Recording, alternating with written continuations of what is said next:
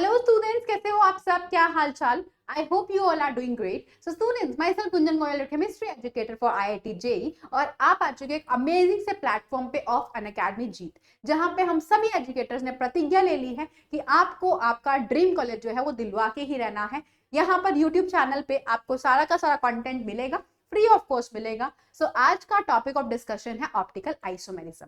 बच्चों, optical isomerism आपकी class 12th के लिए भी बहुत इंपॉर्टेंट है, क्योंकि ये हेलो एल्केन हेलो एरीन्स में और साथ ही में कोऑर्डिनेशन कंपाउंड के अंदर भी आने वाला है. ये टॉपिक सेम टू सेम, तो इससे बढ़िया है आप अभी इसको समझ लो ताकि वहां पे आपके लिए हेल्प हो जाए. तो स्टार्ट करेंगे ऑप्टिकल आइसोमेरिज्म से. क्या होता है ऑप्टिकल आइसोमेरिज्म? उसके लिए हम ये एक्सपेरिमेंट को समझेंगे. बच्चों, एक्सपेरिमेंट का नाम है पोलरिमीटर एक्सपेरिमेंट. हम यहाँ पर एक लाइट लेते हैं जो है अनपोलराइज्ड लाइट, मतलब उसके पोल्स नहीं है. निकोल प्रिज्म से उस लाइट को हम पास करते हैं. जैसे ही लाइट को हम यहाँ पे पास करेंगे तो लाइट जो है वो क्या करेगी, लाइट क्या करेगी, यहाँ पर इस तरीके से पोल्स में कन्वर्ट हो जाएगी. यानी कि इसको बोलेंगे हम प्लेन. देखो इसकी डायरेक्शन एक स्पेसिफिक डायरेक्शन में है, तो इसको बोलेंगे plane polarized light. Plane polarized light यानी कि PPL, यानी कि PPL ये बन गई है प्लेन पोलराइज्ड लाइट, PPL. ठीक है. अब इस लाइट को हम कहां पे पास करेंगे? हमारे सैंपल से पास करेंगे. ये हमारा हो गया सैंपल. सैंपल से जैसे ही पास करेंगे तो कुछ पॉसिबिलिटी होगी. हो सकता है लाइट जो है वो जैसी थी वो वैसी ही रहे, सैंपल से पास करने पर कोई चेंज नहीं आए. यानी कि ये पोलराइज लाइट थी, ये पोलराइज ही रहे, यानी कि नो चेंज. ये कौन सा केस हो गया? नो चेंज का मतलब कोई चेंज नहीं आया. नो चेंज, कोई चेंज ही नहीं आया. या तो ये केस आ सकता है, या फिर दो और पॉसिबिलिटी हो सकती है. या तो लाइट जो है वो एक डायरेक्शन में, कौन सी डायरेक्शन? मान लो ये क्लॉकवाइज डायरेक्शन. ये देखो ये स्ट्रेट था, हल्का सा बेंड हो गया, यानी क्लॉकवाइज डायरेक्शन में ये बेंड कर जाए. पहला केस का पॉसिबिलिटी है. ये कैसे बेंड हो गई है? क्लॉकवाइज डायरेक्शन में बेंड हो गई है. क्लॉकवाइज में बेंड हो चुकी है इस तरीके से, तो ये पहली पॉसिबिलिटी हो सकती है. या फिर ये एंटी क्लॉकवाइज मैनर में बेंड हो जाए कुछ इस तरीके से. ये देखो एंटी क्लॉकवाइज, ऐसे इसको क्या बोलेंगे? एंटी क्लॉकवाइज मैनर में ये बेंड हो चुकी है. एंटी क्लॉकवाइज मैनर में ये इस तरीके से क्या हो जाए? बेंड हो जाए. तो ये दो पॉसिबिलिटी हो सकती है. अगर ये क्लॉकवाइज बेंड हो रही है तो इसको बोलते हैं डेक्स्ट्रोरोटेटरी या फिर स्मॉल डी. ठीक है, small D form, dextrorotatory form, या फिर इसको बोल सकते हैं प्लस फॉर्म, या फिर इसको क्या बोल सकते हैं? प्लस फॉर्म बोल सकते हैं. अगर ये एंटी क्लॉकवाइज डायरेक्शन में रोटेट करे तो हम इसको बोल सकते हैं लीवोरोटेटरी. क्या बोलेंगे? लीवोरोटेटरी बोलो, या फिर स्मॉल एल फॉर्म बोलो, या फिर माइनस फॉर्म बोलो. इसमें से कुछ भी बोल सकते हो अगर ये एंटी क्लॉकवाइज मैनर में रोटेट कर रही है. तो यहाँ पे हुआ क्या? यहाँ हमारे पास दो फॉर्म्स आ चुकी है. किसकी? सैंपल की. यानी कि इनको बोलते हैं कि ऐसे कंपाउंड्स जो क्या कर रहे हैं? प्लेन पोलराइज लाइट को रोटेट कर रहे हैं. ऐसे कंपाउंड्स जो क्या कर रहे हैं? कंपाउंड्स दैट रोटेट, यानी रोटेट कर रहे हैं ना प्लेन पोलराइज लाइट को. Rotate PPL, plane polarize light in specific direction, मतलब कोई डायरेक्शन में रोटेट कर रहे हैं. ठीक है, specific direction are known as optical active compounds. ऐसे कंपाउंड्स को क्या बोलेंगे? Optical active compounds. Active compounds बोलेंगे. और इस फिनोमिना को बोलेंगे optical isomerism. And this phenomena is called optical isomerism. मेरे साथ साथ लिखोगे बच्चों, phenomena is called optical isomerism. इनको क्या बोलेंगे? ऑप्टिकल, इस फिनोमिना को बोलेंगे ऑप्टिकल आइसोमेरिज्म बोलेंगे. ठीक है, ये हम बोलेंगे ऑप्टिकल आइसोमेरिज्म बोलेंगे. अब ऑप्टिकल आइसोमर्स दो तरीके के होंगे. एक बोला था मैंने डेक्स्ट्रोरोटेटरी, जो क्या कर रहे थे? लाइट को क्लॉकवाइज डायरेक्शन में रोटेट कर रहे थे, है ना. और दूसरा क्या था? लीवोरोटेटरी, जो क्या कर रहे थे? एंटी क्लॉकवाइज डायरेक्शन में रोटेट करेंगे, है ना. एंटी क्लॉकवाइज डायरेक्शन में रोटेट करेंगे। लीवर रोटेटरी को हम स्मॉल एल भी लिखेंगे या फिर माइनस भी लिखेंगे, डेक्स्ट्रो रोटेटरी को स्मॉल डी याद रखना या फिर प्लस लिखेंगे। तो ये हमारे दो फॉर्म्स हो गए, dextro rotatory and your laevo rotatory forms. तो यहाँ था ऑप्टिकल। अब समझ आया ना, अब समझ आया कॉन्सेप्ट। जब तक एक्सपेरिमेंट नहीं करोगे बुक की लाइन नहीं समझ आएगी, मैं बता रही हूँ। अब बच्चों आप लोगों को कैसे पहचानना है ऑप्टिकल आइसोमेरिज्म को, कि कौन सा कंपाउंड ऐसा शो कर रहा है और कौन नहीं शो कर रहा है। तो बेसिकली अगर आप बुक की लाइन पढ़ो तो बुक में पता है एक लाइन लिखता है, बुक में लाइन ये लिखता है हाउ टू डिटेक्ट कि कंपाउंड ऑप्टिकल एक्टिव है या नहीं है। मतलब जो मैंने आपको यहाँ पे एक्सपेरिमेंट बताया था, इसमें जो कंपाउंड ऊपर वाला था जिसमें कोई चेंज नहीं आ रहा था, कुछ कर ही नहीं रहा था ये, तो इसको बोलेंगे हम ऑप्टिकली इनएक्टिव। ऑप्टिकली इनएक्टिव कहेंगे कि यानी कि कंपाउंड एक्टिव नहीं है, ये रोटेट नहीं कर रहा, तो ऑप्टिकली इनएक्टिव कंपाउंड है जो रोटेट नहीं करता है। लेकिन ये वाले जो कंपाउंड है ये किस कैटेगरी में आ जाएंगे, ऑप्टिकल एक्टिविटी में आ जाएंगे, एक्टिव हो जाएंगे, ऑप्टिकल एक्टिव कंपाउंड्स हो जाएंगे। कौन से वाले, ये दोनों वाले कंपाउंड्स। क्लियर है? ओके। अब देखो हमें क्या पता, क्योंकि एग्जाम क्वेश्चन ऐसा देता है आपको डिटेक्ट करके ये बताना है कि कंपाउंड एक्टिव है या नहीं है। तो आपका डिटेक्ट करने का जो बुकिश लाइन है ना, बुकिश लैंग्वेज, तो बुकिश लैंग्वेज ये बोलती है कि ऐसे compounds having non superimposable mirror image, ऐसे कंपाउंड जिसकी non superimposable mirror image है, इनको बोलते हैं हम क्या, इनको बोलते हैं optically active compounds, called optically active compounds. उनको बोलेंगे ऑप्टिकली एक्टिव कंपाउंड्स है ये, ठीक है, ऐसा बोलेंगे ऑप्टिकली एक्टिव कंपाउंड्स है ये, ऑप्टिकली एक्टिव कंपाउंड्स है ये, ऐसा बोला जाता है। ठीक है, लेकिन अब इसको डिटेक्ट करने का तरीका मैम क्या करना पड़ेगा, ये बात क्या बोली आपने, हमारे दिमाग के ऊपर से कही, मुझे पता है। ऑप्टिकली हमने कहा नॉन सुपर इम्पोजेबल, जैसे कि अगर मेरा हाथ देखो, ये मेरा हैंड है, इसका मिरर इमेज कैसा बनेगा, ऐसे ही बनेगा। ये मान लो मेरा एक हैंड है, इसका मिरर इमेज कैसा बनेगा, ऐसा बनेगा। अगर मैंने इसको उठा के इसके ऊपर रखा, क्या बताया, हैंड का मिरर इमेज ऐसा बनेगा।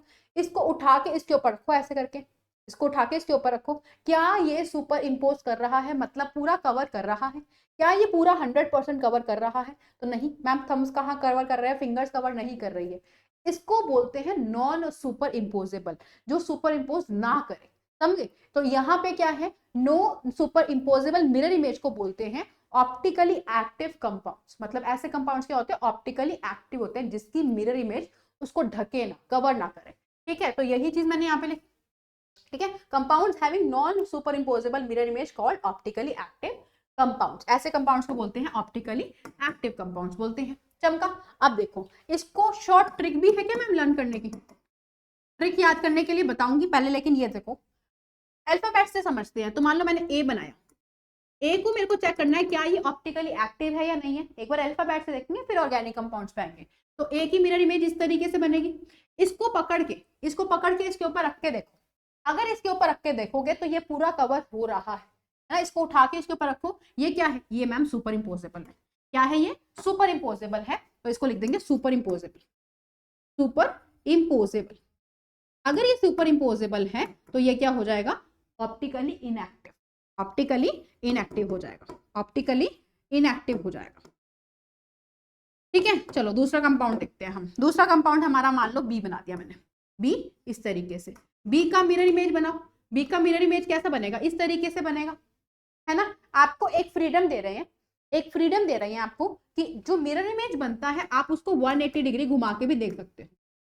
आप उसको 180 डिग्री घुमा के, मतलब अगर आप घुमा सकते हो इसको तो घुमा, कोई दिक्कत नहीं है।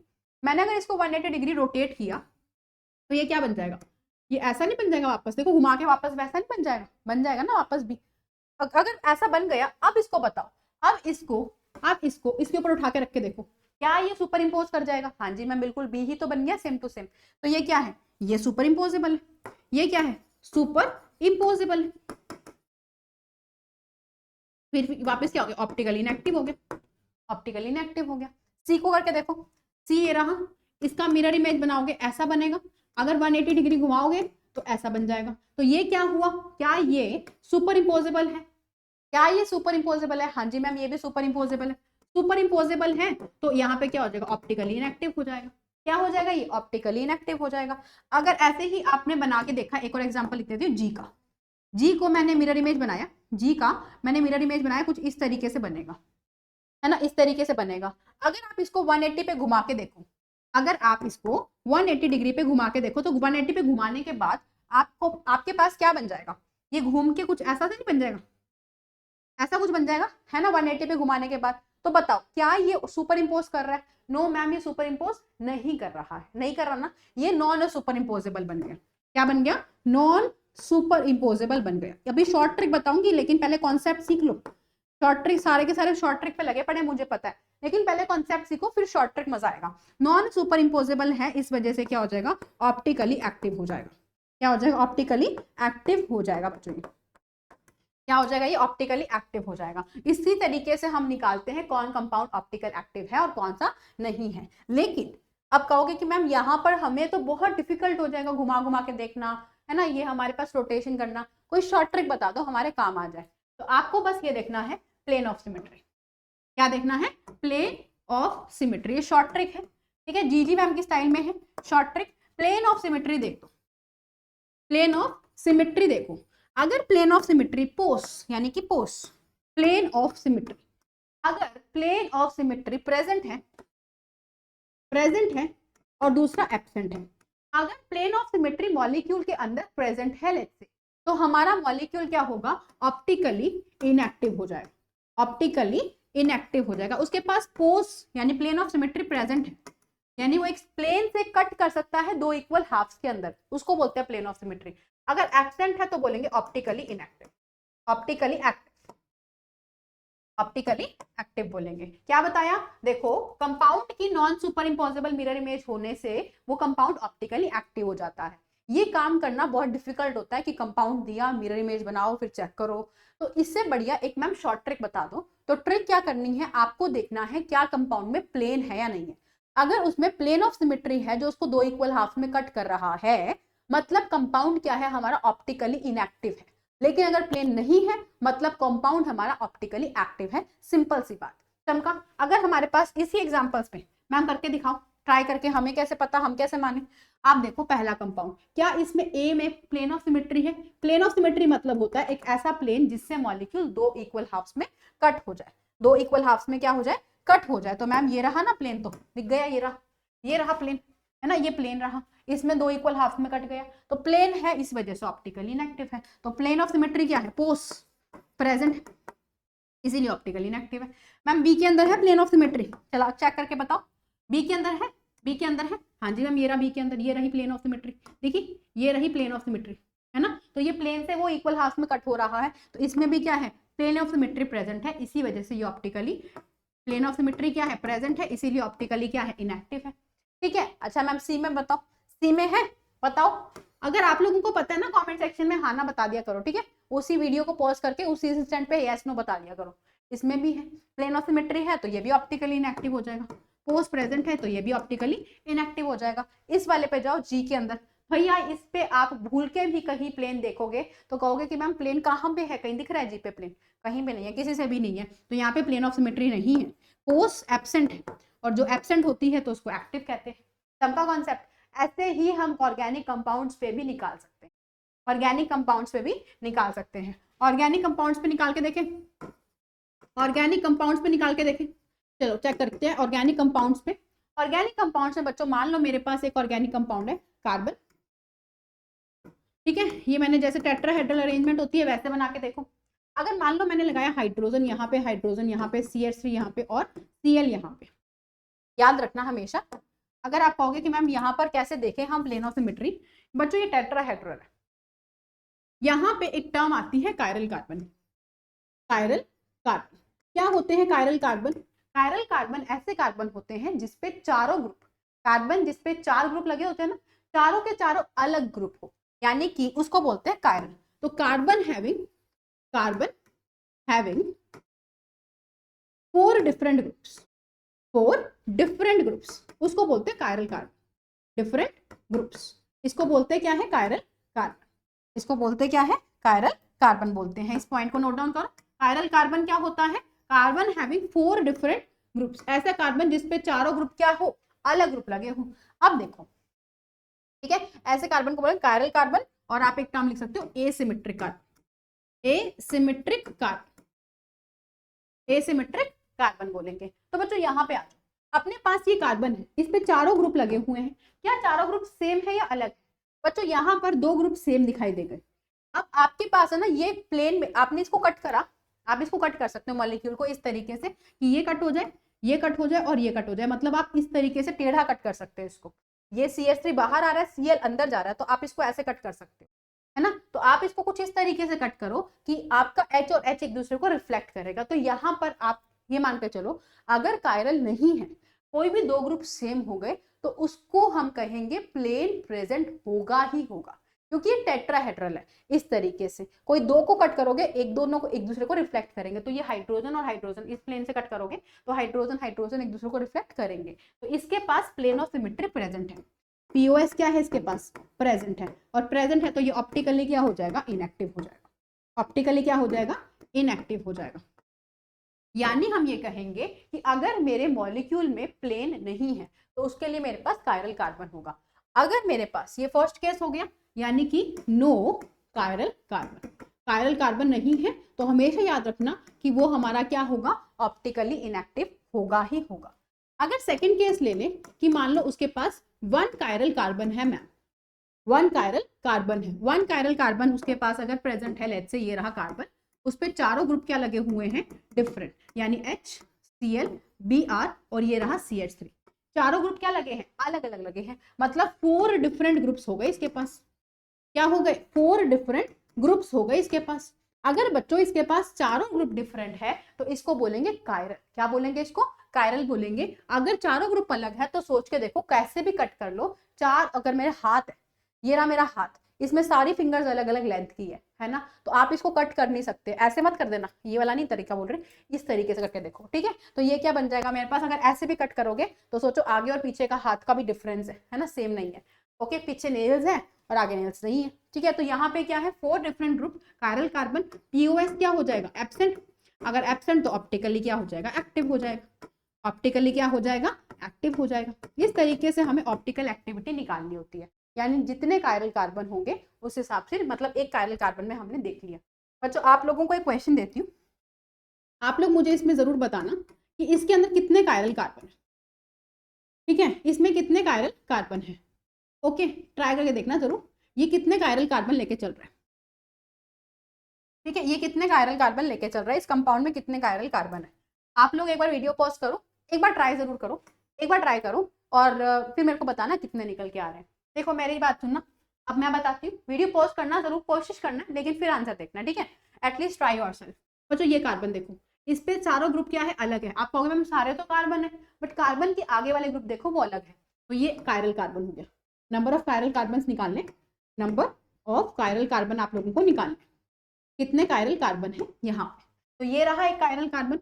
अच्छा ये कार्बन भी क्या है? कायरल है, क्योंकि देखो इसके साथ ये CH2 यहाँ पे CH अलग अलग है, और ये CH जिसके पास 2 CH3 है ऐसे, तो ये कार्बन अलग है, ये कार्बन अलग है, दूसरा कायरल कार्बन, ठीक है। इसको मैं दूसरे कलर से मार्क कर देती हूँ ताकि आप कंफ्यूज मत हो जाए। तो ये हमारे पास एक कायरल कार्बन, ये हमारे पास दूसरा कायरल कार्बन, ये भी तो अलग ही है। ये वाला कार्बन देखो, ये वाला कार्बन, इसके पास H लगा है, नहीं नहीं नहीं, ये कैसे हो गया? दोनों CH3 सेम ग्रुप आ गए ना, ये नहीं होगा, ये दोनों अलग सेम ग्रुप आ गए, चारों ग्रुप अलग होने चाहिए। इस कार्बन को मार्क करो, इस कार्बन पे एक हाइड्रोजन है और बाकी तीनों ग्रुप अलग अलग है ना, ये हो जाएगा। इसको मार्क कर सकते हैं, हाँ जी मैम कर सकते हैं, ये भी क्या होगा? हमारा कायरल कार्बन होगा, क्योंकि इस पे भी क्या है? चारों ग्रुप अलग है ना, ये भी क्या है? चारों ग्रुप अलग है। अच्छा मैम ये भी कायरल कार्बन है, हाँ जी देखो चारों ग्रुप इसके पास भी अलग है, ये और ये अलग अलग ग्रुप है, ये भी कायरल। अच्छा ये वाला कार्बन भी क्या है? कायरल, क्योंकि ये देखो तीनों ग्रुप, ये अलग साइड हो गई, ये अलग साइड हो गई, नीचे अलग हो गया और एक हाइड्रोजन हो गया, ये भी कायरल कार्बन हो गया, ठीक है। ये भी कायरल, ये भी कायरल, ये भी कायरल। इस वाले को देखो, ये कार्बन क्या है? इस पे भी चारों ग्रुप अलग ही तो है ना, तो ये भी क्या हो गया? कायरल हो गया। इस तरीके से नंबर ऑफ कायरल कितने हो गए हमारे पास में? 1 2 3 4 5 6 और 7, तो 7 कार्बन क्या हो गए यहाँ पे? कायरल हो चुके हैं। 7 कार्बन यहाँ पे क्या हो चुके हैं? कायरल हो चुके हैं।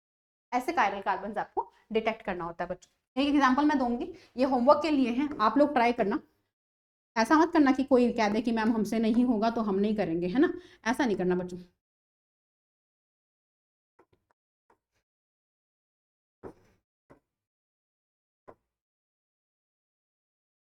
ठीक है, ये ट्राई करके देखना। आप लोग मुझे बताना कि कितने कार्बन आपको यहाँ पे कायरल दिखे। ये आपका होमवर्क है। और सच बता रही हूँ, जिसने होमवर्क ट्राई किया, जिसने आंसर दिया, इसका मतलब आप डेस्परेटली बहुत बढ़िया तरीके से वीडियो जो है उसको देख रहे हो, समझ रहे हो, सीख रहे हो। अगर मान लो मेरे पास मोर देन 2 कार्बन है, मोर देन 2 कायरल कार्बन है, 2 या मोर देन 2 कायरल कार्बन है, 2 और मोर देन 2 कायरल कार्बन है, उस टाइम पे क्या देखेंगे? उस टाइम पे आपको देखना पड़ेगा कि उनका प्लेन है या नहीं है। ठीक है, उस टाइम पे आपको देखना पड़ेगा उसके पास प्लेन है क्या नहीं है। जैसे कि मान लो मैंने बनाया CH3, OH, OH, H, H और ये CH3। अब बताओ इसके पास कायरल है या नहीं है? तो आप कहोगे मैम ये वाला कार्बन, ये रहा कायरल, इस पे चारों ग्रुप, यानी कि ये और ये ग्रुप चारों अलग है ना या नहीं है? ये चारों हो गए, ये कायरल हो गया। ऐसे ही ये नीचे वाला ग्रुप भी देखो, ये भी क्या हो गया? कायरल हो गया। ये भी क्या हो गया? कायरल हो गया। ठीक है, ये चारों दोनों ग्रुप क्या हो गए? कायरल हो गए। तो अगर मैंने कहा कि 2 कायरल कार्बन है, अब कायरल दिखते ही आप मार्क मत कर देना ऑप्टिकली एक्टिव, नहीं, आपको प्लेन बताया था मैंने। वो मैंने कहा था अगर एक दिख जाए तो 100% एक्टिव होगा, लेकिन अगर 2 या 2 से ज्यादा हो गए तो आपको देखना है प्लेन। क्या इसमें प्लेन ऑफ सिमेट्री है? ये देखो ना, चमकती हुई प्लेन ऑफ सिमेट्री ये रही। इस प्लेन से कट करो, इक्वल कट होगा, तो इसके पास क्या है? प्लेन ऑफ सिमेट्री प्रेजेंट है। इस वजह से ऑप्टिकली क्या हो जाएगा? इनएक्टिव हो जाएगा। ऑप्टिकली क्या हो जाएगा? इनएक्टिव हो जाएगा। ऑप्टिकली क्या हो जाएगा? इनएक्टिव हो जाएगा। ऐसे कंपाउंड्स को हम नाम देते हैं मीजो कंपाउंड्स। ऐसे कंपाउंड्स को हम एक नाम देते हैं मीजो कंपाउंड्स। मीजो कंपाउंड्स क्या होते हैं? मीजो कंपाउंड्स ऐसे होते हैं जिसमें 2 या मोर कायरल कार्बन होंगे, कायरल कार्बन होंगे, बट प्लेन ऑफ सिमेट्री होगा, POS प्रेजेंट होगा, प्लेन ऑफ सिमेट्री प्रेजेंट होगा। इस वजह से इसमें क्या होगा? इंटरनल कॉम्पनसेशन हो जाएगा। इंटरनल कॉम्पोजिशन मतलब क्या होता है? इंटरनल कॉम्पनसेशन होता है, यानी कि एक कायरल कार्बन लाइट को क्लॉकवाइज करेगा, दूसरा एंटी क्लॉकवाइज करेगा, जिसकी वजह से नेट कैंसलेशन हो जाएगा, ओवरऑल 0, जिसकी वजह से ऑप्टिकली क्या हो जाएगा? इनएक्टिव हो जाएगा। ऑप्टिकली क्या हो जाएगा? इनएक्टिव हो जाएगा। क्या हो जाएगा? इनएक्टिव हो जाएगा कंपाउंड हमारा, क्योंकि यहां पर क्या हो रहा है? एक कायरल कार्बन अपनी साइड को रोटेट कर रहा है अपनी डायरेक्शन में, दूसरा एंटी क्लॉकवाइज डायरेक्शन में, दोनों एक दूसरे को कैंसिल कर देंगे इफेक्ट को, समझे? दोनों इक्वल तरीके से कैंसिल करेंगे, जिससे क्या हो जाएगा? 0। तो बच्चों, when only 1 chiral carbon is present, अब आपको ऑप्टिकल आइसोमेरिज्म में रिलेशन आ जाता है, यानी कि आपको क्या दे देता है वो? देखो, आपके पास 2 कंपाउंड बना देगा, CH3 CH3, OH OH, मान लो ऐसा कुछ बना दिया। ठीक है, मान लो इन्होंने कुछ ऐसा बना दिया, यहाँ पे आप लिख दो CHO, CH2OH लिख दो, मान लो ऐसा कुछ लिख दिया आपने। ठीक है, ओके। अच्छा, अब आपने क्या किया? इसका मिरर इमेज बनाया। क्या बनाया आपने? इसका मिरर इमेज बनाया। मिरर इमेज बना के, मिरर इमेज बना के ये बना OH OH CH3। Mirror image सभी को बनाना आता है ना, ये बन गया मिरर इमेज, ये बन गया मिरर इमेज। अब अगर इसका मिरर इमेज, अगर आप ध्यान से देखो, इसको उठाकर आप यहाँ पे रखो इसके ऊपर, तो क्या होगा? CH3 को ढक देगा, OH इस OH को ढक देगा, ये OH इस OH को, ये OH इस OH को ढकेगा, और ये CH3 इस CH3 है ना, ये CH2OH, ये क्या बन जाएगा? CH2OH, ये CH2OH, ये CH2OH इस CH2OH को क्या कर देगा? कवर कर देगा। तो इसको क्या बोलेंगे? इसको बोलेंगे कि ये क्या कर रहा है? इसको सुपर इम्पोज कर रहा है ना? बिल्कुल सेम है, क्या कोई डिफरेंस दिखाई दे रहा है? नहीं। तो अगर सुपर इम्पोजेबल होते हैं, यानी कि मिरर इमेज क्या है? Super imposable. क्या लिखेंगे? Super imposable mirror image, super imposable mirror image. अगर सुपर इम्पोजेबल होती है मिरर इमेज, तो उसको बोलते क्या है? हम आइडेंटिकल बोलते हैं। उसको क्या बोलते हैं? आइडेंटिकल बोलते हैं। मतलब उसका वो कंपाउंड क्या है? आइडेंटिकल है। एक सिंपल सी पते की बात बताऊं, सिंपल सी बात देखो, यहाँ पर ये कार्बन कायरल नहीं है, चारों ग्रुप क्या है इसके? सेम, मतलब डिफरेंट नहीं है, 2 ग्रुप सेम निकल गए, तो ये ए कायरल है। तो ए कायरल का कभी भी कंपाउंड का आप मिरर इमेज बनाओगे, वो हमेशा सुपर इम्पोज करेगा, यानी कि ऑप्टिकली इनएक्टिव रहेगा। चमका, ऑप्टिकली इनएक्टिव रहेगा। मैं वापिस बात बता रही हूँ, मैंने आपको ये बात पहले भी बताई, अगर एक कायरल कार्बन है मतलब वो ऑप्टिकली एक्टिव रहेगा, उसका कभी भी मिरर इमेज उस पर कवर नहीं करेगा। ये मैंने बताया था। एसिमेट्रिक है तो कैसे कवर करेगा? नहीं करेगा। जैसे मेरे हाथ है, इसको कवर करूंगी, नहीं करेगा कवर। लेकिन अगर मेरे पास एक भी नहीं है कायरल कार्बन, जैसे कि इसमें नहीं था, इसका मिरर इमेज बनाओगे तो वो कभी भी एक्टिव नहीं होगा, क्योंकि इसका मिरर इमेज बनाते ही वो इसके ऊपर कवर हो जाएगा, सुपर इम्पोजेबल हो जाएगा, इसीलिए क्या बोलेंगे इसको, ऑप्टिकली इनएक्टिव। और मैम ने एक तरीका बताया था ना प्लेन वाला, याद आया? तो आप प्लेन वाले से कुछ भी निकाल सकते हो। अगर प्लेन है, नहीं होगा मैम, कैसे प्लेन होगा? प्लेन मतलब प्लेन है ना, हाँ ये रहा ना प्लेन, इसका प्लेन ये रहा, इसको कट करो, ये दोनों एक दूसरे को रिफ्लेक्ट कर रहे हैं, जिसमें प्लेन प्रेजेंट है, अब इसके अंदर प्लेन प्रेजेंट है, प्लेन ऑफ सिमेट्री प्रेजेंट है, पोस्ट प्रेजेंट है, तो पोस्ट प्रेजेंट होने की वजह से ये क्या हो जाएगा, ऑप्टिकली इनएक्टिव हो जाएगा, ऑप्टिकली इनएक्टिव हो जाएगा। मतलब एक भी कायरल नहीं है ना, तो उसको 100% लिख देना ऑप्टिकली इनएक्टिव है, ठीक है। एक्सेप्शन जहां पे होगी वो मैं बताऊंगी आपको। उसके बाद इनैंशियोमर एक टर्म आती है बच्चों, इनैंशियोमर, एक कायरल में इनैंशियोमर भी आती है, ये एक कायरल था, ये एक कायरल था, ठीक है। इसके बाद हमारे पास इनैंशियोमर भी एक टर्म आती है। इनैंशियोमर का मतलब क्या होता है, यानी कि जो सुपर इम्पोजेबल है ही नहीं मिरर इमेजेस। आपको कंफ्यूज नहीं होना इन चीजों के अंदर, बहुत सिंपल सिंपल सी टर्म है। अगर मैं इस कंपाउंड का मिरर इमेज बनाऊं तो मेरे पास कैसा बन जाएगा, OH OH इधर, H इधर, CH2OH इधर, CH2OH इधर। तो यहाँ पे मेरे पास एक कायरल कार्बन है, मेरे पास क्या है, एक कायरल कार्बन, कायरल कार्बन, इसका मैंने मिरर इमेज बनाया। इन दोनों में रिश्ता क्या है, ये कंपाउंड आपको रिलेशन आ जाता है कि बताइए इनके बीच में रिलेशन क्या है, जैसे ब्रदर सिस्टर का है ना, तो मदर का डॉटर के साथ ऐसे करके रिलेशन होता है। तो यहाँ पे दो कंपाउंड में आपस में क्या रिलेशन है, तो यहाँ पर ये मेरे जो दो कंपाउंड है इनकी मिरर, मतलब ये क्या है, एक दूसरे की मिरर इमेज दिख रही है। आपको क्वेश्चन में ना ये दो कंपाउंड बना देगा और पूछेगा बताओ ये दोनों एक दूसरे से कैसे रिलेट कर रहे हैं, तो ये दोनों क्या है, मिरर इमेज है मैम एक दूसरे के। आप ये मत कहना कि मैम हमने बनाया है, सोचो कि ये थे ही नहीं। आप ये सोच के देखो कि क्वेश्चन ने ये दिया आपको दो कंपाउंड्स और पूछा बताओ इनमें रिलेशन क्या है, ठीक है। तो ये मिरर इमेज है मैम, हमें पता चल गया ये मिरर इमेज है। और अगर इसको उठाकर इधर रखूंगी, सुपर इम्पोज नहीं करेगा क्योंकि यहाँ OH और यहाँ H है, तो ये नॉन सुपर इम्पोजेबल है, नॉन सुपर इम्पोजेबल है कि नहीं है, बताओ बताओ ना, नॉन सुपर इम्पोजेबल है ना, नॉन सुपर इम्पोजेबल है, नॉन सुपर इम्पोजेबल है, मिरर इमेज है, ऐसे रिलेशन को बोलते हैं इनैंशियोमर। ये क्या है, इनैंशियोमर है, क्या है ये, इनैंशियोमर है। मतलब ये एक दूसरे से कैसे लिंक्ड है, ये मैम एक दूसरे की मिरर इमेज है और सुपर इम्पोज ना होने वाली मिरर इमेज है, इसको बोलते हैं इनैंशियोमर।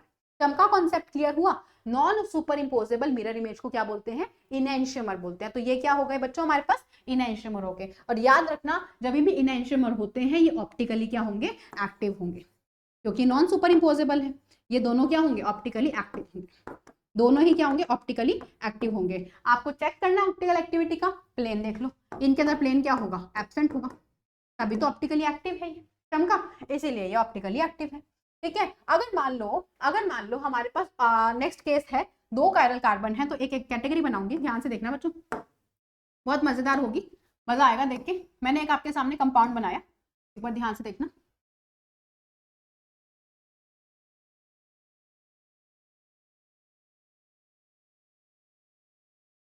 ठीक है, थोड़ा सा टेढ़ा हो गया,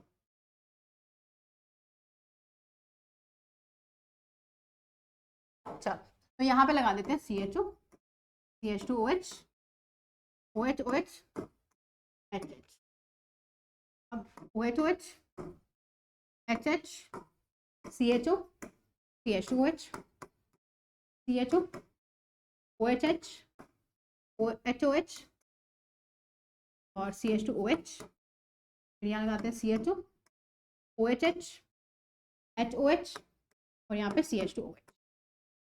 बच्चों अब ध्यान से देखो, ये आपके पास कुछ चार कंपाउंड्स दिए हैं, हम इनमें रिलेशन निकालेंगे, फर्स्ट सेकंड थर्ड और ये हो गया फोर्थ, ठीक है, फर्स्ट सेकंड थर्ड और फोर्थ। अगर आपसे पूछा जाए बताओ इनके अंदर रिलेशन क्या है, इनमें नाता क्या है, तो आप कहोगे मैम फर्स्ट और सेकंड, अगर मैं यहाँ पे मिरर रख देता तो ये मिरर इमेज बन रही है एक दूसरे की, मिल रही है नहीं बन रही, देखो बिल्कुल कॉपी पेस्ट मिरर इमेज बन रही है, मिरर लगा दिया, ये एक दूसरे की मिरर इमेज बन रही है, ठीक है। हम निकाल रहे हैं इनके बीच का रिलेशन, तो मैम ये मिरर इमेज है, तो फर्स्ट सेकंड एक दूसरे की मिरर इमेज है, ऐसे ही थर्ड फोर्थ एक दूसरे की क्या है, मिरर इमेज है। क्या एक दूसरे पे सुपर इम्पोज कर रही है, मतलब इसको उठा के इसके ऊपर रख के देखो, इस पूरे को उठा के यहाँ रख के देखो, क्या ये सुपर इम्पोज कर रही है, नहीं कर रही है। तो फर्स्ट एंड सेकंड और थर्ड एंड फोर्थ ये एक दूसरे की नॉन सुपर इम्पोजेबल क्या है, मिरर इमेज है, नॉन सुपर इम्पोज करने वाली मिरर इमेज, मिरर इमेज है। एसओ को क्या बोलते हैं, एसओ को क्या बोलते हैं, एसओ के बीच का रिलेशन क्या कहते हैं? आप लोग वीडियो पॉज करो, बताना अगर पता है तो। Non superimposable mirror image को बोलते हैं मैम इनैंशियोमर। क्या बोलते हैं? इनैंशियोमर बोलते हैं। क्या बोलते हैं? इनैंशियोमर है, मतलब फर्स्ट सेकंड के साथ, थर्ड फोर्थ के साथ क्या है? इनैंशियोमर है। टर्म का कॉन्सेप्ट। अब एक नई टर्म आती है डायास्टीरियोमर। बच्चों डायास्टीरियोमर का मतलब क्या होता है? जो मिरर इमेज ही नहीं होती है। डायास्टीरियोमर का मतलब क्या होता है? जो एक दूसरे का मिरर इमेज ही ना हो। ठीक है, तो देखो जैसे फर्स्ट को पकड़ लो, फर्स्ट को पकड़ लो, OH OH एक साइड पे है, और थर्ड को पकड़ लो, OH H एक साइड पे है। तो यहाँ पे इसकी मिरर इमेज भूल के भी कभी नहीं बन सकती। मतलब आप ये मान के चलो ना, अगर मेरे पास ये 4 फिंगर्स है, ये इस तरीके से अरेंज्ड है, इसका मिरर में भी चारों के चारों साथ में होगी। ऐसा थोड़ी ना कि इसको निकल के आगे पीछे चली जाएगी, नो। तो यहाँ पर क्या है? फर्स्ट, थर्ड या फिर फोर्थ, फोर्थ है ना, फर्स्ट थर्ड फोर्थ के साथ में, फर्स्ट थर्ड फोर्थ के साथ में क्या है? मिरर इमेज नहीं है। ऐसे सेकंड जो है वो क्या है? थर्ड फोर्थ के साथ मिरर इमेज नहीं है ना। नॉन मिरर इमेज इसको बोलते हैं, जो मिरर इमेज ना हो। नॉन मिरर इमेज, जो मिरर इमेज ना हो, उसको बोलते हैं क्या है? उसको बोलते हैं डायास्टीरियोमर। क्या बोलते हैं? डायास्टीरियोमर। यानी कि याद रखना, आपको ऐसा दिखेगा कि ये सिस तरीके का दिख रहा है और ये ट्रांस तरीके का दिख रहा है, होगा नहीं। सिस ट्रांस, सिंगल बॉन्ड में सिस ट्रांस थोड़ी ना होता है। सिस ट्रांस वाले जैसे कभी दिख जाए आपको, तो पहले पहले मार्क कर दिया करो कि वो डायास्टीरियोमर है। ठीक है, वो डायास्टीरियोमर है। तो ये कॉन्सेप्ट आई गेस आप लोगों को समझ आया होगा। ठीक है, तो इनैंशियोमर क्या होते हैं बच्चों? इनैंशियोमर होते हैं ये मिरर इमेज है एक दूसरे की, लेकिन सुपर इम्पोज नहीं करेंगे। Non superimposable mirror image को बोलेंगे इनैंशियोमर। तो मैंने आपको सामने एग्जांपल बताया था, 1 कायरल कार्बन ले सकते हो, 2 कायरल कार्बन भी ले सकते हैं, लेकिन वो कायरल कार्बन जो है इनमें प्लेन ऑफ सिमेट्री नहीं पाई जाएगी, एब्सेंट होगी। और ऐसे कंपाउंड हमारे ऑप्टिकली एक्टिव होंगे। क्या होंगे? ऑप्टिकली एक्टिव होंगे। तो इनैंशियोमर क्या होते हैं? Non superimposable mirror image को बोलते हैं इनैंशियोमर। और डायास्टीरियोमर क्या थे? जो भैया मिरर इमेज ही नहीं थे। जैसे कि मैम ने एग्जाम्पल बताया था ना आप लोगों को, ये एक दूसरे के मिरर इमेज नहीं होंगे।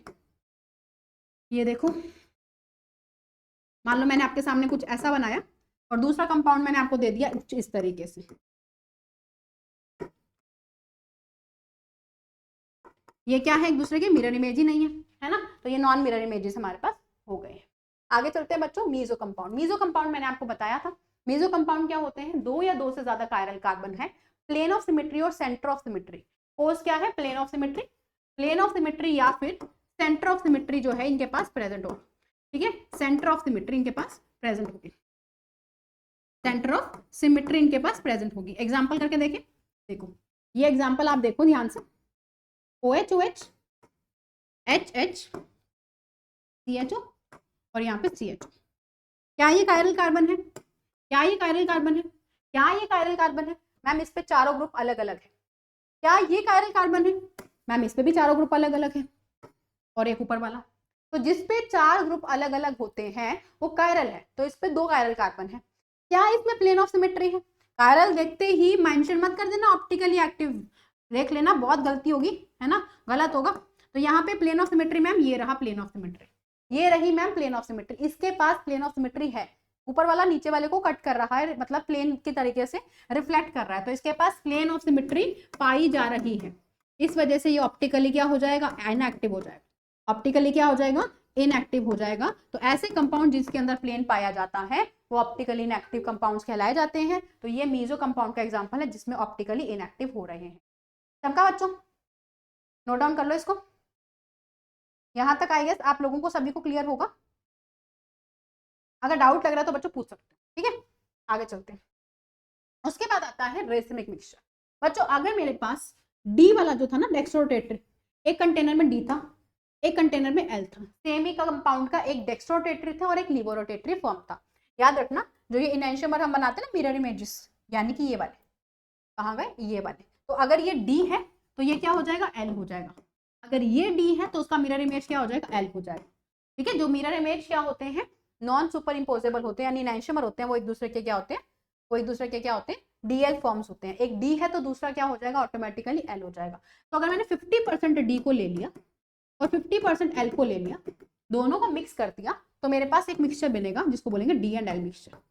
डी एंड एल मिक्सचर, इसको डीएल मिक्सचर भी बोल सकते हैं, इसको प्लस माइनस मिक्सचर भी बोल सकते हैं, और इसको रेसिमिक मिक्सचर भी बोल सकते हैं। क्या बोल सकते हैं, रेसमिक मिक्सचर, रेसमिक मिक्सचर। अब बताओ ऑप्टिकली एक्टिव होगा कि नहीं होगा ये मिक्सचर। अब देखो सोच के देखो, आधा फ्रैक्शन उसके अंदर रोटेट कर रहा था क्लॉक में, तो आधा फ्रैक्शन एंटी क्लॉक में, तो दोनों एक दूसरे को कैंसिल कर रहे हैं ना। ऐसे मिक्सचर को बोलते हैं रेसमिक मिक्सचर, जो क्या कर रहे हैं, एक दूसरे के इफेक्ट को कैंसिल कर रहे हैं। यहाँ एक्सटर्नल कंपनसेशन होगा, एक्सटर्नल कंपनसेशन होगा, यानी एक दूसरे को एक्सटर्नली क्या करेंगे, कैंसिल करेंगे, और जिसकी वजह से नेट क्या होगा, rotation zero, optically inactive. Optically inactive बच्चों, ऑप्टिकली एक्टिव और इनएक्टिव को सबसे पहले मैंने स्टार्टिंग में बताया था, ऑप्टिकली एक्टिव का मतलब क्या होता है, जो क्लॉकवाइज या एंटी क्लॉकवाइज रोटेट करे। क्लॉकवाइज या एंटी क्लॉकवाइज रोटेट करे तो एक्टिव होगा, अगर नहीं करे तो इनएक्टिव होगा, क्योंकि नेट रोटेशन यहाँ जीरो होगा, क्योंकि आधा फ्रैक्शन क्या कर रहा है, क्लॉकवाइज, और आधा क्या कर रहा है, एंटी क्लॉकवाइज, तो नेट रोटेशन क्या कर देगा, जीरो कर देगा। ऐसे कंपाउंड को बोलते हैं racemic mixture, optically inactive mixture होता है। ठीक है बच्चों, उसके बाद आरएस कॉन्फ़िगरेशन एक टर्म पढ़ते हैं हम। आरएस कॉन्फ़िगरेशन बहुत इंपॉर्टेंट टॉपिक है आप लोगों के लिए। कैसे, देखो आरएनएस कॉन्फ़िगरेशन, हमारे पास कोई कंपाउंड दे देता है, मान लो इस तरीके का कोई कंपाउंड दे दिया, कैसा कंपाउंड दे दिया, इस तरीके से आप लोगों को कोई कंपाउंड दे दिया, कौन से में, फ्लाइंग वेज प्रोजेक्शन में आपको ये कंपाउंड दे दिया गया, इसमें दे दिया गया फ्लाइंग वेज प्रोजेक्शन में आपको ये कंपाउंड दे दिया गया है। आपके पास मान लो ग्रुप है, याद है सीआईपी रूल, जीआई वाली क्लास में, ज्योमेट्रिकल आइसोमेरिज्म वाली क्लास में हमने किया था सीआईपी रूल। ठीक है, एटॉमिक नंबर जिसका ज्यादा होगा उसको प्रायोरिटी ज्यादा, उसके बाद दूसरा था कि जिसका एटॉमिक मास ज्यादा होगा उसकी प्रायोरिटी ज्यादा, तीसरा मैंने बताया था आपको मल्टीपल बॉन्ड्स को कैसे देखना है, या फिर सेम होगा तो move to next atom, same then move to next atom, और ऐसे मैंने आपको मल्टीपल बॉन्ड के लिए बताया था, ये 4 रूल बताए थे मल्टीपल बॉन्ड को कैसे देखना है, मल्टीपल बॉन्ड को कैसे देखना है। अगर आपने क्लास मिस कर दी तो जीआई मतलब ज्योमेट्रिकल आइसोमेरिज्म वाली क्लास एक बार देख लेना, उसमें हमने सीआईपी रूल को डिस्कस किया था। तो बच्चों यहाँ पे मेरे पास कुछ ग्रुप है, मान लो क्यों, कौन कौन से ग्रुप लगा दिए, हाइड्रोजन, CH3, CHO, CH2OH, है ना। आपको क्या करना है, आपको क्या करना है, ठीक है, तो यहाँ पे आपको क्या करना है, आपको प्रायोरिटी देनी है। सबसे पहली प्रायोरिटी मिलेगी CHO को प्रायोरिटी मिलेगी सबसे ज्यादा, क्योंकि डबल बॉन्ड O है तो 2 O हो गए, है ना, मैंने बताया था आप लोगों को, जिसने मिस कर दिया सीआईपी रूल देखना। सेकंड प्रायोरिटी किसको मिलेगी, CH2OH को, क्योंकि ये कार्बन 2 हाइड्रोजन और 1 ऑक्सीजन से कनेक्टेड है।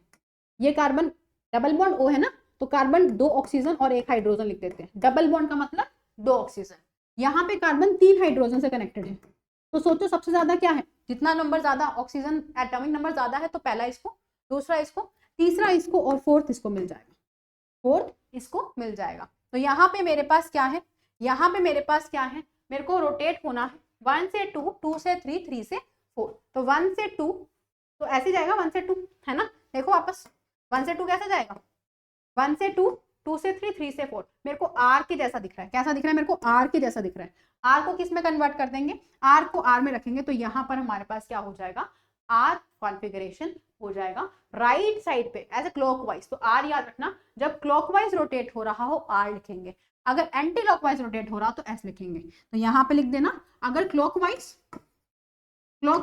तो लिखेंगे आर, और अगर एंटी क्लॉकवाइज तो लिखेंगे एस, तो लिखेंगे एस।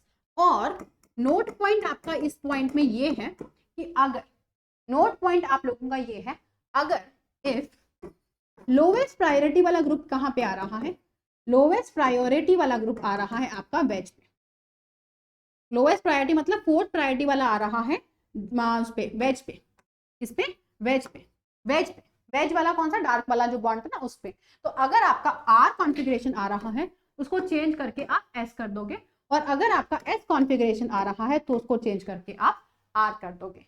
आर आ रहा है तो एस, और एस आ रहा है तो आर कर दोगे, मतलब जो भी आपका आंसर आ रहा है आपको उसको चेंज करना है। एक एग्जांपल से प्रूफ करके देखते हैं इसको। बच्चों मेरे पास एक एग्जांपल इस तरीके का है, यानी कि यहाँ पे मैंने H लगा दिया, CHO, CH3, CH2OH, वापस वही ले लिया मैंने, जैसे कि मान लो हम क्या करेंगे, प्रायोरिटी देखेंगे। सबसे पहली प्रायोरिटी CHO की, डबल बॉन्ड मल्टीपल बॉन्ड है, फिर CH2OH की क्योंकि यहाँ पे ऑक्सीजन है, थर्ड यहाँ पे तीनों ही हाइड्रोजन है, और फोर्थ इसको मिलेगा। तो 1 से 2, 2 से 3 मतलब आर, मतलब आर, आर को आपको क्या करना पड़ेगा, चेंज करके एस करना पड़ेगा, क्योंकि लोवेस्ट प्रायोरिटी का ग्रुप किस पे आ रहा है, वेज पे, लाइक इस पे आ रहा है, वेज पे आ रहा है, इस वजह से। ठीक है, ये तो था हमारा फिशर वाले में, ये तो था हमारा फिशर मतलब फ्लाइंग वेज में। अगर हम फिशर में देखें, फिशर में क्या रूल रहता है मैम, फिशर प्रोजेक्शन में आपको याद रखना है लोवेस्ट प्रायोरिटी का ग्रुप अगर हॉरिजॉन्टल पे है, आपको एक एग्जांपल लिखते हैं F C L B R और यहाँ पे एच लिखा दिया, ठीक है। अब आपको लोवेस्ट प्रायोरिटी का ग्रुप अगर हॉरिजॉन्टल पे होगा, लोवेस्ट प्रायोरिटी वाला ग्रुप, लोवेस्ट प्रायोरिटी ग्रुप कहाँ पे होगा, अगर हॉरिजॉन्टल पे होगा तो उसको चेंज कर दो, अगर हॉरिजॉन्टल पे होगा तो क्या कर दो आप, चेंज चेंज लेके आ जाओ, मतलब आर एस में कन्वर्ट हो जाएगा और एस आर में कन्वर्ट हो जाएगा। अगर लोवेस्ट प्रायोरिटी ग्रुप किस में है, हॉरिजॉन्टल में है, तो आप क्या करोगे, आप चेंज लेके आओगे, आर को एस में और एस को क्या करोगे बच्चों, आर में कन्वर्ट कर दोगे, ठीक है ना।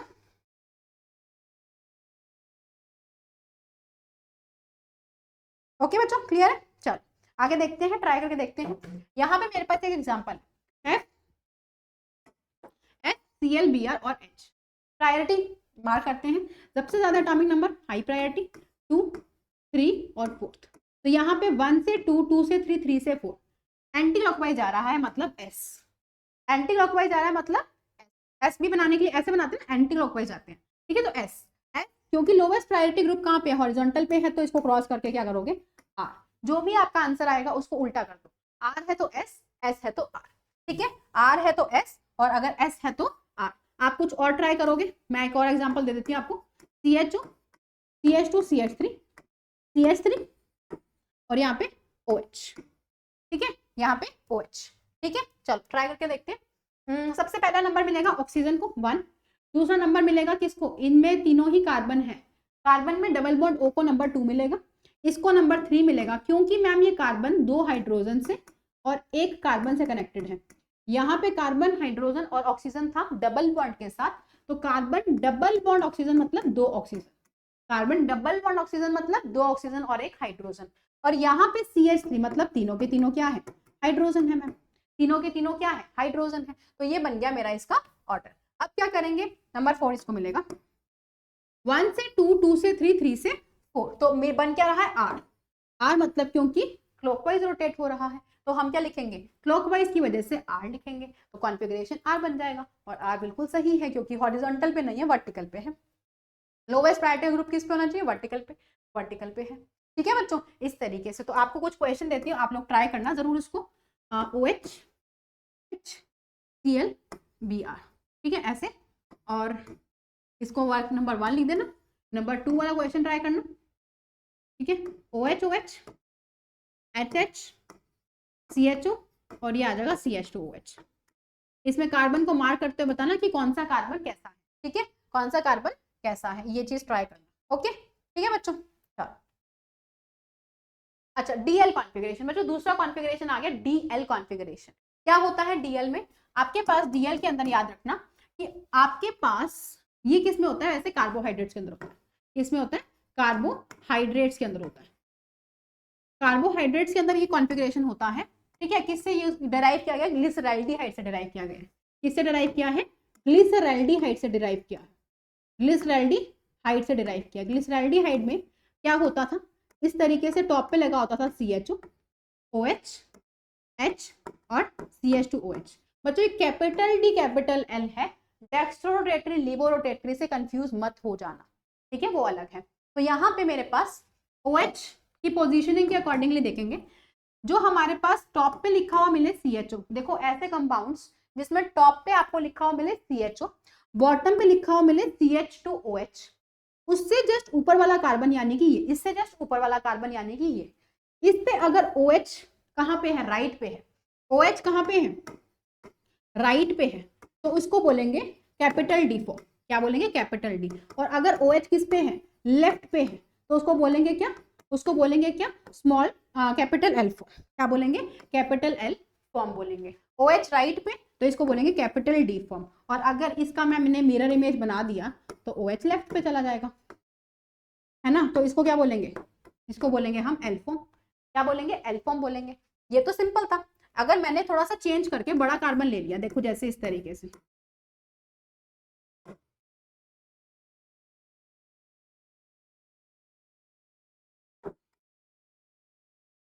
ये बना दिया मान लो मैंने, है ना, ये बना दिया। अब बताओ, अब इसके अंदर क्या होगा, अब इसके अंदर क्या होगा, अब आपको किस कार्बन को देखना है, यहाँ तो बहुत सारे कायरल कार्बन है, आपको CH2OH के जस्ट ऊपर वाला कार्बन देखना है, उस पे OH कहाँ पे है, बस यहाँ पे OH राइट साइड पे है, लिखो इसको D, लिखो इसको D, तो ये D फॉर्म है, इसका कॉन्फ़िगरेशन क्या हो जाएगा, कैपिटल D। स्मॉल d का कैपिटल D से कोई लेना देना नहीं है, ठीक है, कोई लेना देना नहीं है, ये बन जाएगा कैपिटल D। एक क्वेश्चन आप लोगों को दूंगी, आप लोग ट्राई करना, ठीक है, आप लोग ट्राई करना।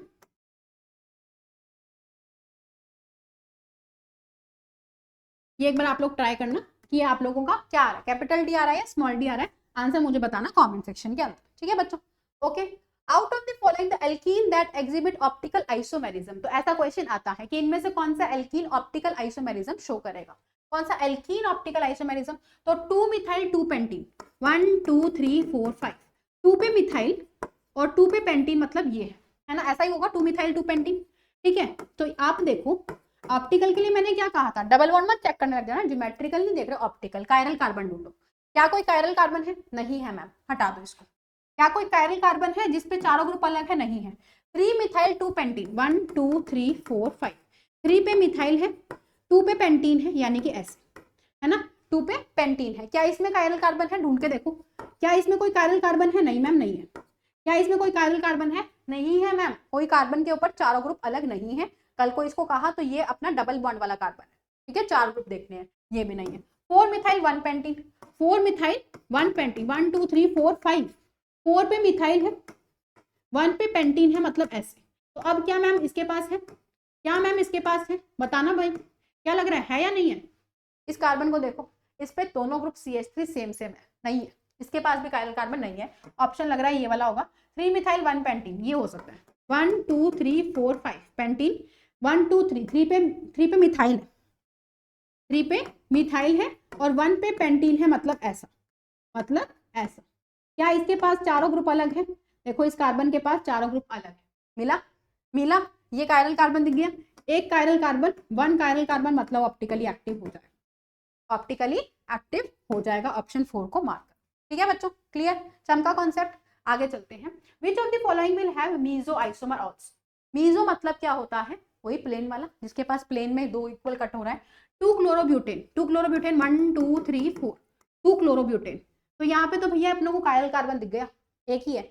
मीजो के लिए क्या होना चाहिए, मीजो के लिए होना चाहिए एटलीस्ट 2 कायरल कार्बन और POS प्रेजेंट होनी चाहिए, तो इसके पास तो एक ही कायरल कार्बन है, ये रहा, एक ही तो कायरल कार्बन है, देखो यहाँ हाइड्रोजन और ये मिथाइल और इथाइल और क्लोरीन, एक कायरल कार्बन है, हटा दो। 2 hydroxy propanoic acid, propanoic acid मतलब होता है ऐसा, 2 पे हाइड्रोक्सी यानी कि ऐसा, तो ये तो हमारे पास अगेन यहाँ पे भी कायरल मिल गया, इस कार्बन पे चारों ग्रुप क्या है, अलग अलग है, 2 हाइड्रोक्सी प्रोपेनोइक एसिड हटा दो, 2 3 डाइक्लोरोपेंटेन लग रहा है मेरे को, 1 2 3 4 5, 2 पे 3 पे डाइक्लोरो, यहाँ पे प्लेन नहीं है, 2 पे 3 पे डाइक्लोरो पेंटेन है, तो ये प्लेन नहीं है, अगर आप कहो मैम ये प्लेन है, नहीं है ये प्लेन, यहाँ 3 कार्बन है और यहाँ 2 ही है, इसके पास प्लेन नहीं है, तो यहाँ पे भी हटा दो, 2 3 डाइक्लोरोब्यूटेन, ये होगा कैसे, देखो 1 2 3 4, 2 पे 3 पे 2 क्लोरीन है और ब्यूटेन हो गया, प्लेन ऑफ सिमेट्री ये रहा, 2 कायरल कार्बन ये रहे, तो यहाँ पे 2 कायरल कार्बन भी है और प्लेन ऑफ सिमेट्री भी है, तो इसका मीजो बन सकता है, इसका मीजो क्या हो सकता है, बन सकता है बच्चों, ठीक है, यहां तक हुआ, समझ आया। अब बात करते हैं how to find number of optical isomers. बच्चों वैसे क्वेश्चन बहुत आते हैं कि इनमें से कौन एक्टिव है कौन नहीं है, ऐसे क्वेश्चन बहुत फ्रीक्वेंट है। इफ मॉलिक्यूल इज एसिमेट्रिक, अगर हमारा मॉलिक्यूल क्या है, एसिमेट्रिक मॉलिक्यूल है, उसमें कोई प्लेन पाया नहीं जा रहा है, जैसे कि मान लो इस तरीके से बना दिया,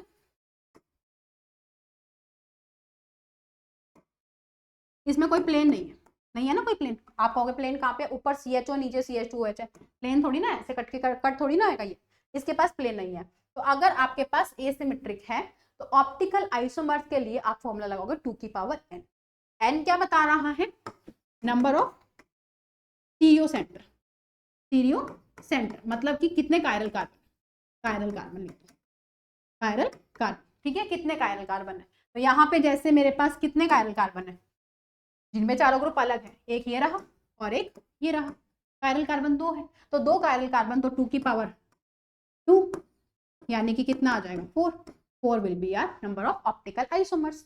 ऑप्टिकल एक्टिव कितने हैं, जितने ये होंगे उतने ही सेम होंगे ऑप्टिकल एक्टिव, क्योंकि मॉलिक्यूल एसिमेट्रिक है, मीजो होंगे ही नहीं ना।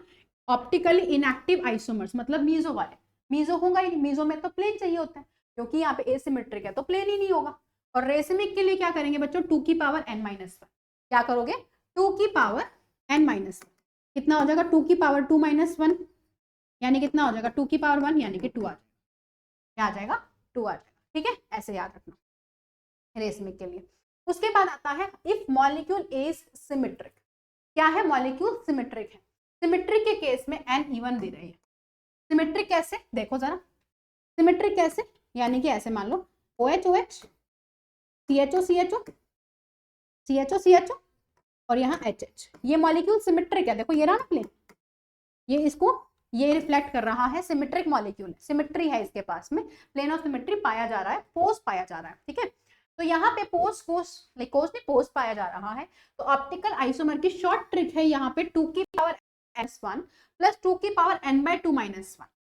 कैसे याद करना है आप ध्यान रखो, आपको याद कैसे रखना है इसको, आपको ये दोनों पार्ट्स यहाँ से कहाँ से आई है, ऑप्टिकल एक्टिव है 2 की पावर n-1, जो मतलब वो था ना रेसमिक वाला किया था ना हमने 2 की पावर n-1, वो यहाँ पे है 2 की पावर n-1।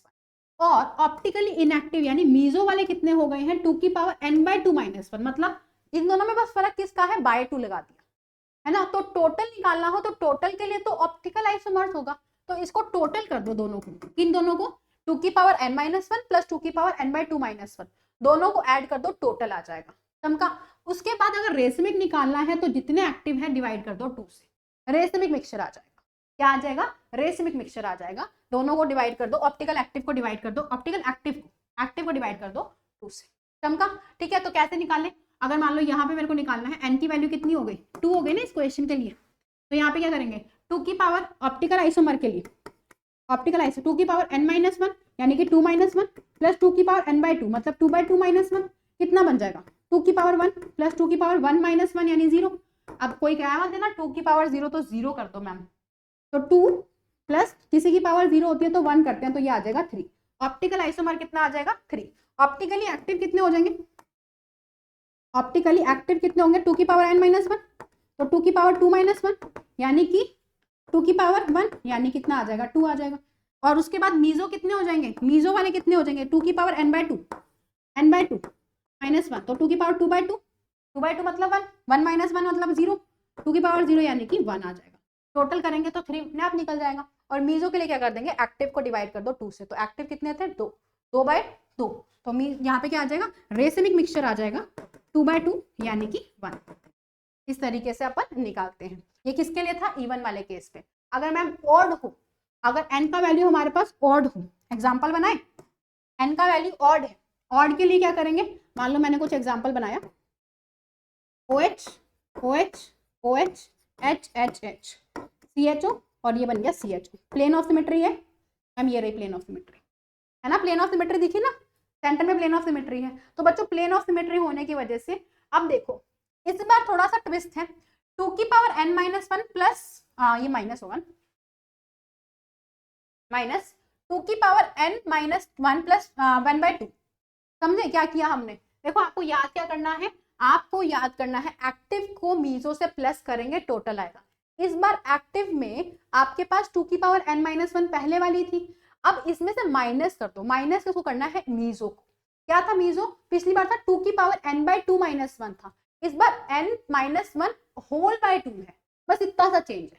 ठीक है, तो वो ये वाली वैल्यू तो सेम थी, इसमें माइनस कर दिया किसको 2 की पावर n-1 होल बाय 2 कर दिया माइनस, और दोनों को जब ऐड करेंगे, इन दोनों को जब पकड़ के ऐड करेंगे तो यही तो आ जाएगा, ये तो कट ही हो जाएगा, समझे। और रेसिमिक के लिए तो क्या करना है, एक्टिव को बाय 2 करना है, तो यहाँ n की वैल्यू जैसे 3 बन गई, तो क्या करोगे आप ऑप्टिकली एक्टिव बनाओगे, ऑप्टिकली एक्टिव क्या हो जाएगा 2 की पावर n-1, तो 2 की पावर 3-1 यानी कि 2 माइनस 2 की पावर n-1 होल बाय 2 यानी 3-1 2/2 कितना हो गया 1 हो गया, है ना। लगा के देखो n की वैल्यू यहाँ पर कितना बन जाएगा 2 की पावर 2 यानी कि 4 -2 यानी कि 2 आ जाएगा, है ना। ऑप्टिकली एक्टिव, ऑप्टिकली इनएक्टिव यानी मीजो लिख दे, मीजो लिखे, मीजो कितने बन रहे हैं, मीजो के लिए था बस इतना ही तो था, ये वाला पार्ट कौन सा था, ये वाला था 2 की पावर 1, 2 की पावर 1 कितना था 2, तो आपका आ जाएगा 2। ठीक है, रेसमिक मिक्सचर के लिए क्या करेंगे, रेसमिक के लिए क्या करेंगे, एक्टिव को बाय 2 कर दो, एक्टिव कितना है 2, 2/2 कितना 1, टोटल कितना आ जाएगा, टोटल कितना आ जाएगा, टोटल ऑप्टिकल आइसोमर्स, टोटल में क्या करना है, इन दोनों को ऐड करना है, ऑप्टिकली एक्टिव और मीजो को, मतलब 2 + 2 यानी कि 4 आ जाएगा। तो आपको ये फॉर्मूलाज बहुत इजी है, एक बार ही करके देखोगे, मतलब 2-3 बार रिपीट करोगे, रिवाइज करोगे तो आपसे बन जाएगा ये फॉर्मूला, ऐसा नहीं है नहीं बनेगा, है ना। उसके बाद बच्चों एक टर्म आती है एरिथ्रो और थ्रियोफॉर्म, उसके बाद एक टर्म आती है एरिथ्रोफॉर्म एंड थ्रियोफॉर्म। क्या होता है एरिथ्रो और क्या होता है थ्रियो, समझते हैं बच्चों। एरिथ्रो और थ्रियोफॉर्म बहुत इंपॉर्टेंट है। एरिथ्रो को याद रखना, ई ऐसे बनता है ना, तो जब हमारे पास में कंपाउंड के अंदर जैसे 2 ग्रुप्स आ गए हैं, जैसे कि मान लो ये वाला ग्रुप था, यानी कि यहाँ पर ये जो 2 ग्रुप्स दिख रहे हैं आपको OH OH, ये सेम साइड दिखाई दे रहा है। मैंने कहा था ना सिस, तो सिस नहीं बोलेंगे, सिस ट्रांस तो ज्योमेट्रिकल के अंदर होता है, मैंने कहा था सिस जैसा, तो सिस जैसे को बोलेंगे एरिथ्रोफॉर्म। कैसे, इस तरीके से, ये एरिथ्रोफॉर्म इस तरीके से दिख रहा है ऐसे, है ना, ऐसे करके, तो इसको बोलेंगे एरिथ्रोफॉर्म। क्या बोलेंगे इसको, एरिथ्रोफॉर्म बोलेंगे, ये एरिथ्रोफॉर्म बन गया। ठीक है, ये एरिथ्रोफॉर्म बन गया। और थ्रियो क्या होता है बच्चों, थ्रियो क्या होता है, जो ट्रांस जैसा दिखाई दे, ऐसा ऑपोजिट हो गया ना एक दूसरे के, तो ये क्या बन गया, ट्रांस जैसा फॉर्म, इसको बोलेंगे थ्रियोफॉर्म। क्या बोलेंगे, थ्रियोफॉर्म बोलेंगे। ये क्या बन गया मेरे पास, थ्रियोफॉर्म बन गया। ठीक है, थ्रियो है, एरिथ्रो एंड थ्रियो, ये आपके 2 नाम आ जाते हैं जो फ्रीक्वेंटली वाइडली यूज किए जाते हैं। ठीक है बच्चों, क्लियर हुआ। अच्छा, अब ना एक कॉन्सेप्ट और चमक जाता है कि कुछ ऐसे कंपाउंड होते हैं, एक मतलब उसमें कायरल सेंटर नहीं होगा, कायरल नहीं, मतलब ऐसे लिखोगे compounds having no chiral centre, मतलब उसमें कायरल सेंटर ही नहीं है, तो मैम वो तो फिर ऑप्टिकली इनएक्टिव होगा, आपने बताया था। लेकिन ट्विस्ट बच्चों ये है कि ऑप्टिकली एक्टिव होंगे वो, तो यही तो ट्विस्ट है केमिस्ट्री का, यही तो ट्विस्ट है, जो चीज हमें लगता है चेंज हो जाता है ना। हम ये आपने गलत कर दिया कि बार बार आप ना कुछ बताते हो और कर कुछ देते हो। अभी हमने मसा सीखा ऑप्टिकल एक्टिव कौन होते हैं, जिसमें फ्लोरोसिमेट्री नहीं होती है, कायरल कार्बन तो होगा ही होगा, अब आप कह रहे हो कुछ और। तो बच्चों देखो, एक सिस्टम होता है एलिन्स, एक सिस्टम होता है एलिन्स। एलिन्स का मतलब क्या होता है, देखो मेरे पास जब कार्बन डबल बॉन्ड कार्बन है ना, इस तरीके का, मतलब पैरेलल चल रहे हैं डबल बॉन्ड, है ना, तो यहाँ पर देखो मैंने आपको कहा था कार्बन के 4 बॉन्ड होते हैं। अगर 2 बॉन्ड प्लेन में है, मान लो यहाँ H लिखा, यहाँ Cl लिखा, है ना, 2 बॉन्ड प्लेन में है, तो 2 बॉन्ड ये वाले ना आउट ऑफ प्लेन हो जाएंगे। कैसे, ये वेज पे और ये डैश पे, ऐसे करके, समझ आया। तो अगर इस कार्बन को देखो, इस कार्बन के 2 bond out of the plane है, तो 2 बॉन्ड कैसे होंगे, प्लेन में होंगे, ऐसे। अब इस कार्बन पे आ जाओ, इस कार्बन के 2 बॉन्ड अगर प्लेन में है, तो 2 बॉन्ड क्या होंगे, आउट ऑफ द प्लेन हो जाएंगे, मतलब ऐसे। मतलब हमें लग रहा था कि प्लेन में होते हैं ऐसे करके, sp2mm, तो ये प्लेन में होंगे, लेकिन ये प्लेन में नहीं, ये तो sp हो गया बीच में, तो ये इस तरीके से हो जाते हैं, कैसे, ऐसे। ठीक है, तो देखो ये वाले 2 ग्रुप्स ऐसे करके देखना, ये वाला और ये वाला ग्रुप एक ऐसे आ रहा है, तो यहाँ पर ऐसे आ रहे हैं, मेरा हाथ खुलेगा, हाँ खुल गया। ठीक है, ये इस तरीके से आ रहे हैं, यहाँ पे और यहाँ पे, ठीक है, नीचे यहाँ पे ग्रुप्स अलग हो रहे हैं, तो ये एक दूसरे के आउट ऑफ द प्लेन चले जाते हैं। तो मैंने मान लो H यहाँ लगाया, Cl यहाँ लगाया, तो ये सेम प्लेन नहीं है। आप इसको ऐसे कट करने की कोशिश करोगे, ऐसे कट करने की, तो H कट हो जाएगा, Cl कट हो जाएगा, ये सब कुछ कट हो जाएगा, लेकिन ये H इस Cl को रिफ्लेक्ट करेगा। क्या ये सेम है, नहीं है मैम ये सेम। तो याद रखना, एलिन सिस्टम ऐसे होते हैं जिसमें डबल बॉन्ड पैरेलल चलते हैं। तो अगर मान लो ये डबल बॉन्ड का काउंट जो है ये 2 है ना, तो अगर डबल बॉन्ड किसमें है, E1 में, अगर डबल बॉन्ड क्या है, E1 है, शॉर्टकट बताने का तरीका है, अगर E1 डबल बॉन्ड आ रहे हैं, E1 जैसे कि ये 2 है, 4 आ गए, तो यहाँ पर वो आउट ऑफ द प्लेन जाएंगे, नॉन प्लेनर रहेगा, नॉन प्लेनर रहेगा। और अगर E1 ऑड नंबर के डबल बॉन्ड है, तो वो हमेशा रहेगा प्लेनर, वो हमेशा क्या रहेगा, प्लेनर रहेगा, वो प्लेन में ही रहेगा। तो प्लेन वाला तो हमेशा क्या होगा, ऑप्टिकली इनएक्टिव रहेगा, ऑप्टिकली इनएक्टिव रहेगा, क्या रहेगा, इनएक्टिव रहेगा, ऑप्टिकली इनएक्टिव रहेगा।